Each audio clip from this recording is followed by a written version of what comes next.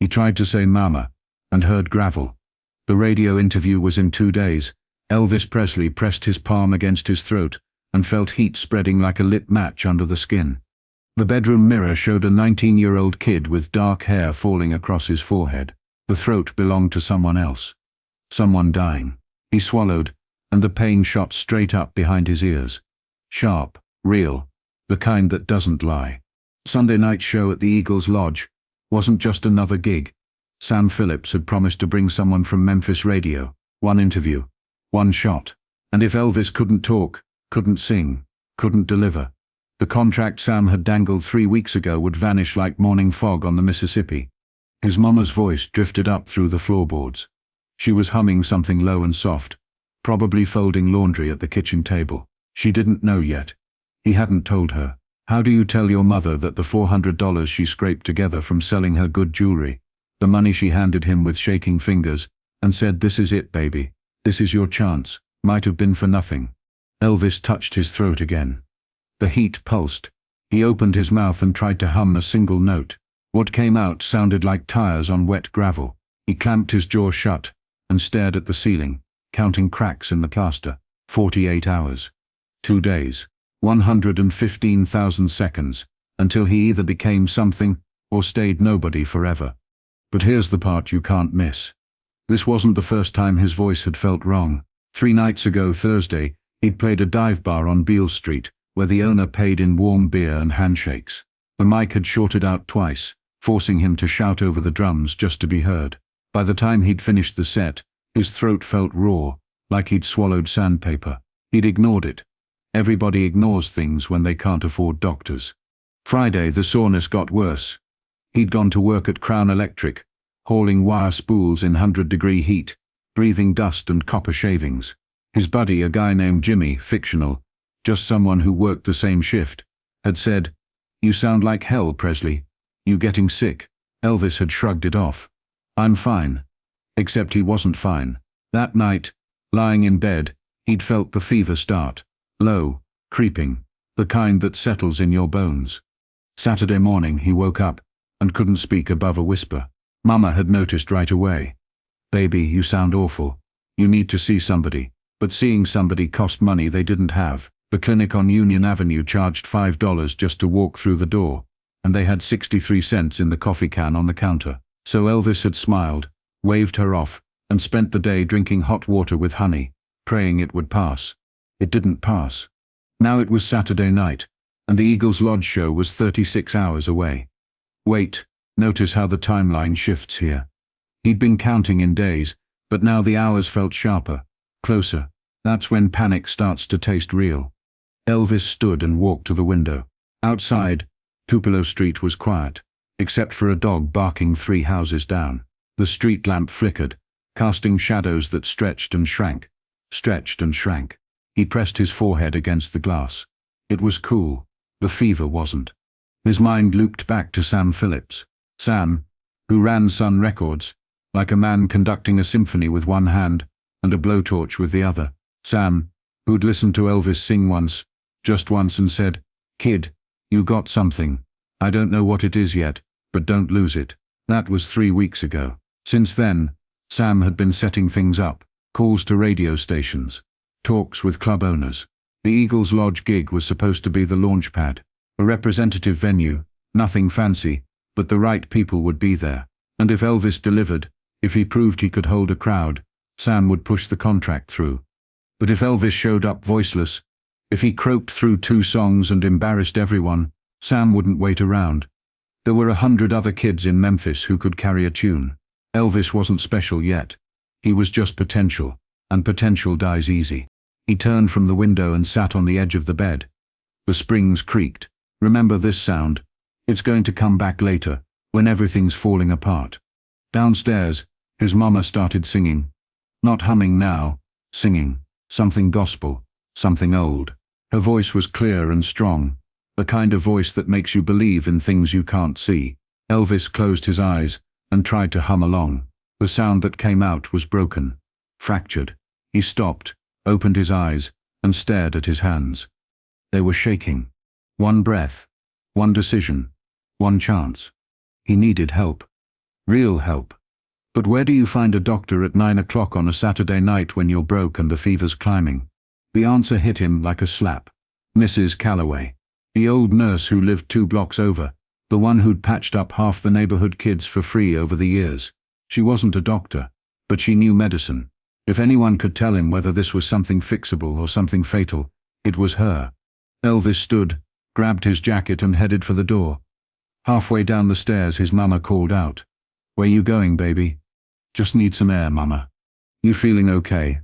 He paused, one hand on the banister. Lying to her felt like swallowing glass. "I'm fine. Don't stay out too late. You got that show tomorrow night." Tomorrow night. Sunday. The show, the one that mattered. He nodded, didn't trust his voice to answer, and slipped out the front door into the humid Memphis night. The walk to Mrs. Calloway's house took 8 minutes. The street lamps buzzed overhead, and somewhere in the distance, a train whistle cut through the dark. Elvis kept his head down, hands jammed in his pockets. Every swallow felt like dragging a knife down his throat. Mrs. Calloway's porch light was on. He knocked 3 times, soft, not wanting to wake the whole block. Footsteps shuffled inside. The door cracked open, and a woman in her 60s with silver hair and sharp eyes peered out. "Elvis Presley. What in the world are you doing here at this hour?" "Ma'am." His voice cracked halfway through. He winced. Her expression shifted. She opened the door wider. "Get in here." Inside, the house smelled like lavender and old books. Mrs. Calloway pointed to a chair in the kitchen. "Sit. Let me look at you." He sat. She clicked on a lamp, pulled a wooden tongue depressor from a drawer, and said, "Open up." Elvis opened his mouth. She leaned in, squinting, then pulled back and set the depressor on the table. "You got laryngitis, son, and it's not mild. Can you fix it?" She sighed, crossed her arms. "I can try, but you need rest. Complete vocal rest. No talking, no whispering, no humming, and you need fluids. Lots of them. Hot tea with honey, broth, water, and sleep. I got a show tomorrow night." "Then cancel it." "I can't." She looked at him for a long moment.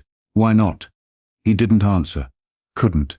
Because how do you explain that this one show is the difference between a future and a dead end? That your mama sold her wedding ring to pay for studio time you haven't even used yet? That if you don't show up, Sam Phillips will move on to the next kid, and you'll spend the rest of your life driving a truck? Mrs. Calloway must have seen it in his face. She softened. "All right. Here's what we'll do. I'll make you a mixture. Slippery elm, honey, lemon, a bit of cayenne. You drink it every 2 hours. You don't talk. You sleep as much as you can. And you pray. That's it. That's it. If you're lucky, your voice will come back enough to get through the show. If you're not," she let the sentence hang. Elvis nodded. She turned to the stove, started heating water, pulling jars from shelves. While she worked, he sat in silence, listening to the clock on the wall tick. Each second felt heavier than the last. 10 minutes later, she handed him a mason jar filled with amber liquid. "Drink this now. Take the rest with you." And Elvis, "Yes, Mom. Don't waste this chance. Whatever happens tomorrow night, you give it everything." "Understood." He took the jar. It was warm in his hands. "Yes, ma'am." Walking home, he sipped the mixture. It tasted like fire and medicine, and hope all mixed together. The night air was thick, the kind that sticks to your skin. By the time he reached his front porch, the fever had ebbed just slightly. Not gone. Just quieter. Inside, his mama was asleep on the couch, the radio playing low.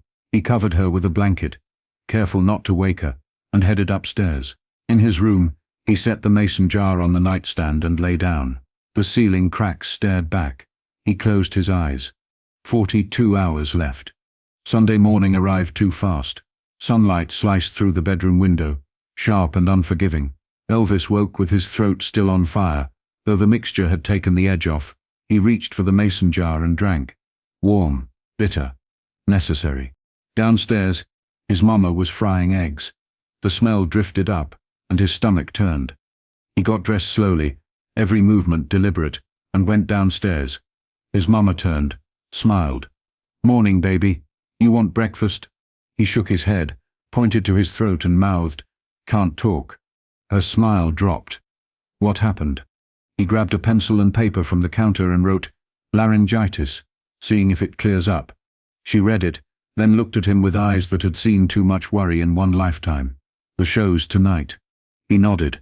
She set down the spatula, walked over, and placed her hand on his cheek. "You're gonna be fine. You hear me? You're gonna be just fine." He wanted to believe her. He didn't. The day dragged. Elvis stayed in his room, drinking the mixture every 2 hours, like Mrs. Calloway instructed. No talking, no humming, just silence and waiting. The clock on the wall became his enemy. Each tick was a reminder that time doesn't care about your plans.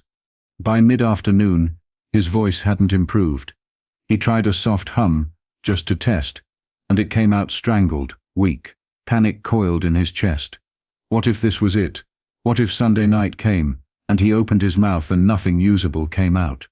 At 4 o'clock, someone knocked on the front door. Elvis heard his mama answer, then footsteps on the stairs. A moment later, she appeared in his doorway with a man Elvis didn't recognize. Tall, mid-30s, wearing a worn jacket. "Baby, this is Dr. Halloran. Mrs. Calloway sent him." The doctor stepped in, set a black bag on the bed. "Let's take a look." Elvis sat. The doctor examined his throat with a small flashlight, felt his lymph nodes, listened to his breathing. "You've got acute laryngitis. Your vocal cords are inflamed. The good news is, there's no infection. The bad news is, there's no quick fix. You need rest." "He's got a show tonight," his mama said. The doctor frowned.